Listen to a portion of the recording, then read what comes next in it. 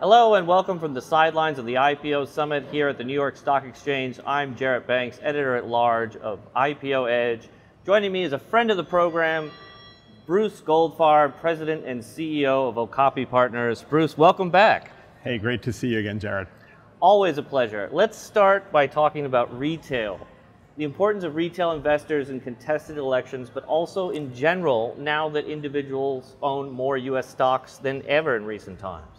It is one of the biggest challenges in managing your shareholder composition, dealing with the retail investor, because retail is very excited to buy shares. They're excited to sell shares when the prices go up, but they're not excited to take action when action is required to make a corporate event happen, to vote for a board. Even in a proxy contest, it's hard to get retail shareholders to vote. So imagine if you're in a brand new company where it is all about the trading, those people don't vote. And so they own more and more of the shares, and you need to find new ways to get these people to take action when action is required. And that's, you know, whether it's getting shareholders to approve compensation packages, approve mergers, vote for a new board. Doesn't matter what the issue is, turnout is low, and that's the biggest challenge. Okay, great. Now, speaking of retail, a lot of retail investors follow Elon Musk, every word he says. He came out recently and said that he wanted complete control almost over boards in order to be a successful CEO. What do you think about this news?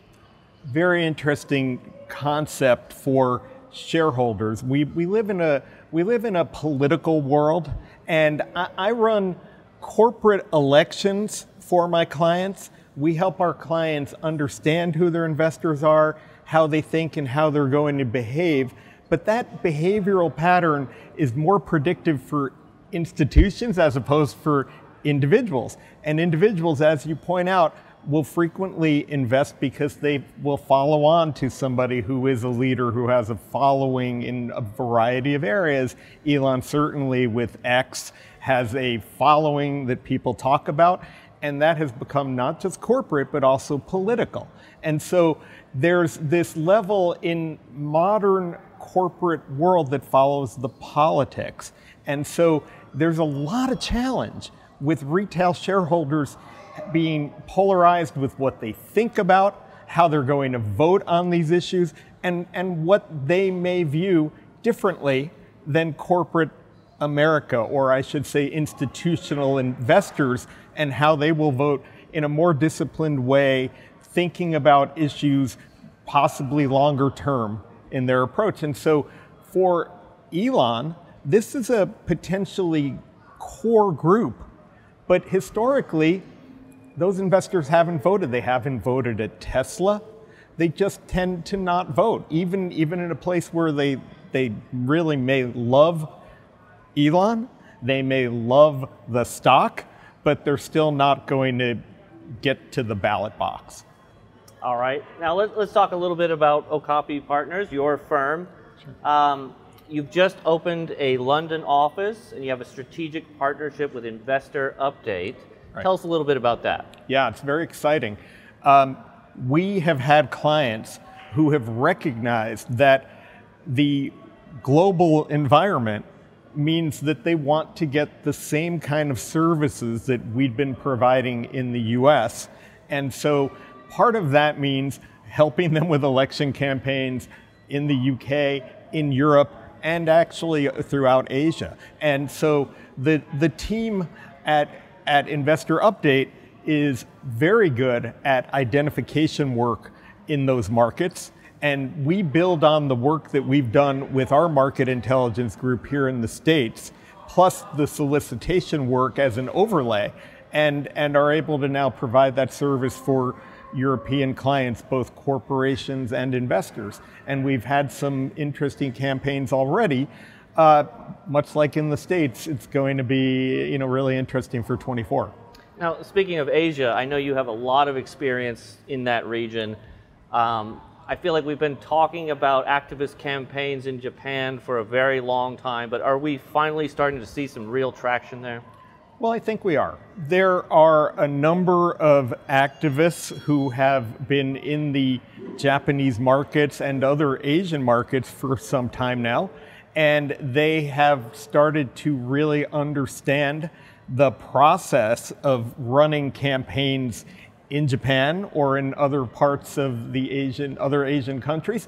And with that in mind, they understand that the issues that matter in terms of governance, in terms of unlocking value with companies that used to really be these conglomerates and may need fixes in terms of how the assets are allocated, how the companies can be decombined, and how they can have boards that are viewed as truly independent and thoughtful of these issues can make a difference. All right, let's talk a little bit about ESG. Now, this has been a hot topic over the last couple of years. There's two sides to it. With the current debate happening all over again, will there be more labor-oriented campaigns to come, in your opinion? Well, we are in the middle of the labor campaign that everyone is looking at, and that's the proxy campaign at Starbucks. We are working for the SOC on that campaign. And so it is a campaign that is focused on the issue of worker rights, workforce management, labor issues, but it's also about how those issues impact the value of the shares at Starbucks. And so in a number of campaigns where issues of social importance have been a focus, we are finding that when you tie those issues to the value of the shares, and this has been a real challenge at Starbucks this year, that these labor issues and other issues of social unrest impact whether people want to go in the stores, impact whether people want to continue to make purchases at all at Starbucks, whether the workforce is happy, impacts whether or not you enjoy your experience. And so it is one of both value and values, but we normally don't take on campaigns unless there is some way that we can explain to other investors that there's a risk to value and of the share price. And here that seems fairly clear. I believe there will always be labor-related campaigns, as there have been for decades, but it's not going to be frequent that we see a proxy fight where this is one of the important issues. Very similar in some cases to the campaign at ExxonMobil that we experienced a few years ago, and that was tied to both the environmental issues and the value of the shares. Lightning in a bottle, in some cases, these campaigns will come up, but they're not going to be the biggest reason we see activism. One other interesting thing to note, Jared, Exxon, Starbucks, Disney coming up, all of these campaigns are involving companies with significant retail shareholder component. And so there will be that outreach to the retail side. These issues are important to some of those shareholders, especially on the retail side, where they do care about what is going on, how the company functions in our world, in our society.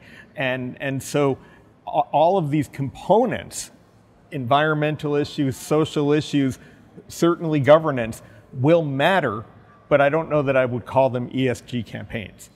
Got it. Okay, let's talk about the importance of sophisticated stock surveillance. Yep. When we talk about how you want to reach out to your shareholders, the first thing you really want to appreciate is who are your shareholders. And so there are the reported positions that large investors own, and they're required to make those positions known at least quarterly. But if you're a company and you want to understand who owns your shares today, you want to track who's buying shares, who's selling shares. Hedge funds are very good at masking their purchases, making use of derivative transactions to buy the shares. And with a good stock surveillance firm, you can get a real handle on who owns your shares. We've helped our corporate clients understand who was really buying as potential activists came knocking at the door. And in some instances, and we are seeing this more frequently, there are cases where more than one activist at a time is coming to the same company because they're screening for the same kinds of ideas about companies that are ultimately valuable but need ways to unlock the value. And so we're able to help clients understand who is serious, who's just sniffing around. Based on ownership, we're also able to help them understand about their other current ownership, other owners, what traction they may get from an activist in a campaign.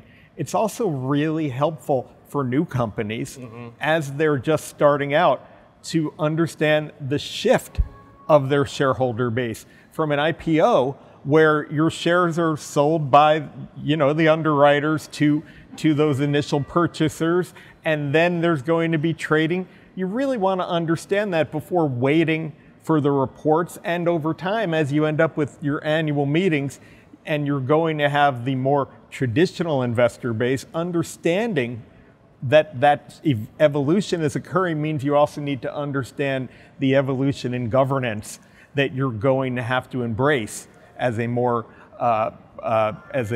mature company. All right, makes sense. Last question here, using your crystal ball, what's ahead for 2024? Well, there's going to be a lot of activism. We're going to see that the corporate world and the political world will both draw attention as certain companies make pronouncements about issues, as politicians focus on corporate America in one way or another. And we have a lot of activism already on the agenda for this year, so it's going to be pretty exciting. All right, we'll leave it there. My thanks to Bruce Goldfarb, the President and CEO of Okapi Partners. I'm Jarrett Banks, signing off from the sidelines of the New York Stock Exchange.